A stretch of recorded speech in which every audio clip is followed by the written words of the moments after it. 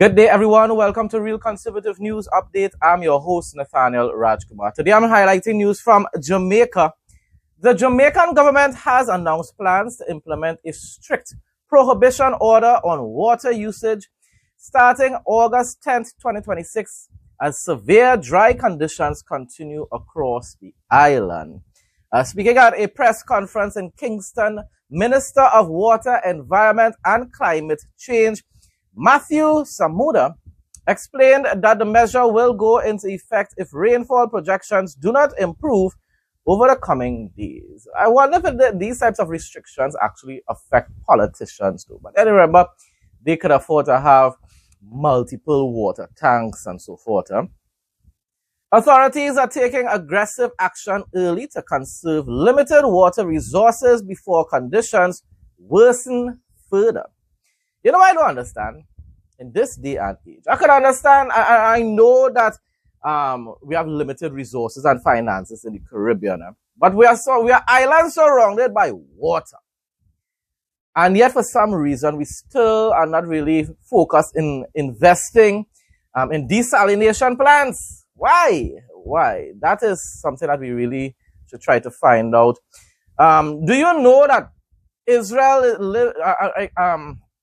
exists in a very arid area, a very, very dry area? You know, they don't get much rainfall. And you know, they don't really have a water issue there. They don't really have a water issue there because of that same thing. They have learned how to conserve, of course, definitely. But besides that, they know how it is to go about using water that is accessible, that you may not be able to drink in the state that it's in at that point in time. But they can transform it. They can use technology in order to be able to make it into a form that can be used for various purposes, including drinking water. They purify that water to an extent or to a quality that you can be able to drink it. It's something that you should do some research about, and you will see. Of all the different nations in the Middle East, Israel is one of the most self-sufficient when it pertains to water, in spite of being in a geographical area that has little rainfall. The decision comes after climate assessments revealed that drought conditions are expected to persist for at least the next 3 months. Rainy season, but droughts, pressure by pressure. From August through October, we having some real hot days. Today's a little rainy though. Today's a bit rainy. Right here in Trinidad and Tobago. Reduced rainfall has already compromised 73 water systems across Jamaica, causing severe supply drops in several parishes. And of course, as I said before, the poor man suffers the most. The poor man can't really afford to go and buy drinking water by the cases all the time. The rich politicians, yeah, they could easily say, we're going to have to conserve this water resource that we have, at the expense, of course, of the poor man. While the poor man still has to continue to pay water rates. Key storage facilities are serving the corporate area, including the Mona Reservoir and Heritage Dam, have seen their storage levels drop significantly, prompting the National Water Commission to begin scheduled base supply rationing. Under the impending order, non-essential uses of potable water will be legally prohibited. Non-essential use. Oh my goodness, I hope bathing is essential though.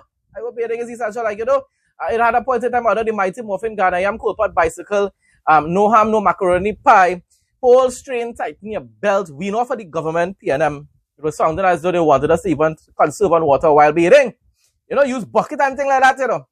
I find the politicians should have all made videos showing themselves filling up buckets of water and using a dip in order to be able to bathe during times when we don't have sufficient water here in Trinidad and Tobago, when we have a drought. You know, the water levels in the reservoirs are low and so forth. Yeah, politicians set an example, you know, and we will follow. Sounds like a good idea. Nah, it's never gonna happen. Jamaicans will be banned from watering gardens. So yeah, everybody's gardens have to dry up and die. Lawns and crops. Crops? Really? People food that they need to eat? What are they gonna do? They're gonna go and find a river somewhere to be able to go and get water to water the crop to water the crops. Crops, they say, no. Crops. Washing vehicles with hoses and filling swimming pools or decorative water features. Now I can understand these swimming pools. I could understand the washing of vehicles with hoses. You know? But to me, that has to be really when it really has like a drought too. People are bold-faced because yet again, I would like to see all the politicians in the Caribbean, in Trinidad and Tobago or Jamaica, showing us videos that their servants or they themselves, which I highly doubt, use buckets or little Jolita bottle of water to wash their cars. Right? What are they going to do with the car wash on them? They're going to tell the car wash on them to use buckets too. I'm just trying to show people how politicians tell us to do things that most of the times they don't end up ever doing for themselves, you know, people. Because remember, they are politicians. They are the great and mighty ones that are serving us. Yes. So they don't have to really they don't have to set any example for us. No. They live in a different class to the rest of society. Minister Samura emphasized that protecting the remaining supply is vital to safeguard essential public services, particularly ensuring that primary and secondary schools can reopen smoothly for the new academic year in September without disruption. You also try to find a way, as I said before, try to find a way whereby you could be able to provide a proper supply of water for the entire population without putting them through this type of trauma, this type of difficulty every year. Because for many years now, even here in Trinidad and Tobago, we have periods of drought almost every year. Years ago, it was more rain than sun. It's back now to where it's more sun than rain. Just like as a child, I believe in climate change to an extent. The conservatives will say, what is he talking about? I believe in pollution. I believe it is affecting the atmosphere to an extent. I don't believe in using woke type of measures in order to address these issues, though. You know, I don't believe in telling people to stop purchasing vehicles and driving their cars or livestock farming of cows because cows emit too much of gaseous waste into the atmosphere. Those are woke, crazy types of concepts that the left promotes, even though, once again, the elites will never follow it. The elites will never adopt those type of concepts, but they want the masses to adopt them. But nevertheless, what you're supposed to really be focusing on, as I said, build desalination plants. You're an island. Water all around you. Yeah, a larger island to Trinidad, but it still doesn't matter. Utilize what God gave you. Free. Free. It was free. A whole lot of water surrounding your islands. Utilize it to provide water for your people. To manage immediate shortages, the government has already allocated $86 million toward emergency water trucking across vulnerable constituencies.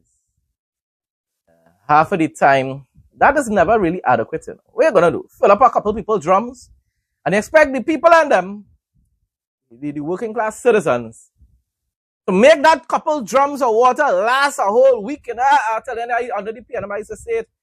They were making it sound as though we have to use a 2-liter bottle or 2-liter bottle of water in order to be able to, yeah. And well, amen. Great is the PNM. Should dry weather continue throughout the full 3-month forecast, total response cost could reach up to 500 million Jamaican dollars. Officials urge residents across all affected communities to store water safely and practice strict conservation daily to minimize the impact of upcoming restrictions. Now, bear in mind, people, I understand that some of these restrictions are necessary at this point in time, but we're talking about Andrew Holness' administration has been in office for 10 years, and this is his third term, so this will make it 15 years. And yet in this day and age, people start to be enduring these types of trials and tribulations. No, that You have fallen short when it pertains to these kind of issues and your wholeness. And I'm not saying that the opposition would have done any better, because right here in Trinidad and Tobago and all, you can see there's a whole lot more to resolve our water issues. But nevertheless, they could have done more. They could have done more in the past, and definitely this time around, they're focusing on the wrong things, focusing on targeting private citizens, political affiliations, and pretending as though they're fighting crime, but yet that's a whole fun topic. But the whole point is, they're focusing on the wrong things here in Trinidad and Tobago instead of issues like this. Water supply. We once again, same thing again, I will close with this. Desalination plants, people, desalination plants. Israel uses a whole lot of different methods there, but I'm not going to raise some of them.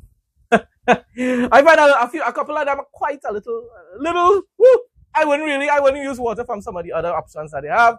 But it is from a scientific perspective, it is clean water. It's drinkable. I just would not drink it. But the desalination plant and so forth, well, yeah, that's different. I can understand that, but my goodness. But nevertheless, yes, governments need to do a whole lot more to actually provide this essential service, and it's not free. People have to pay to the citizens of their country instead of always telling them about conservation. Conservation is necessary because of your incompetence, in other words. Weather report for Trinidad and Tobago on Sunday, August 2nd, 2026. The weather forecast for Trinidad and Tobago on Sunday, August 2nd, 2026 features partly cloudy to occasionally cloudy conditions with periods of rain and heavy thunderstorms due to the passage of a tropical wave. Temperatures will peak at a high of 28 degrees Celsius and drop to an overnight low of 24 degrees Celsius. Humidity will remain high around 82%, driving the peak heat index to approximately 32 degrees Celsius. Light to moderate winds will blow from the east to east-southeast at 5 to 30 kilometers per hour. A medium to high chance of 40% to 65% of thunderstorm activity is expected, particularly from the morning through the early afternoon hours. The Trinidad and Tobago Meteorological Service warns that street or flash flooding is likely in heavy downpours. Mild to moderate concentrations of Saharan dust will remain present in the atmosphere. Sea conditions are expected to be slight to moderate in open waters. Wave heights will range from 1.0 meter to 1.5 meters in open waters and near 1.0 meter in sheltered areas. Swell heights will range from 0.5 meters to 0.8 meters with a swell period of 7 to 10 seconds. Psalm 26 1-3. A prayer for vindication and integrity. Clear my name, O Lord, for I have led a blameless life. I have trusted in the Lord without wavering. Put me on trial, Lord, and cross-examine me, test my motives and my heart. For I am always aware of your unfailing love, and I have lived in obedience to your truth. Folks, that brings us to the end of today's news update. Thanks again to everyone who continues to support my content. Please like, comment, share, and subscribe. Stay blessed and stay safe most of all. In Jesus' name.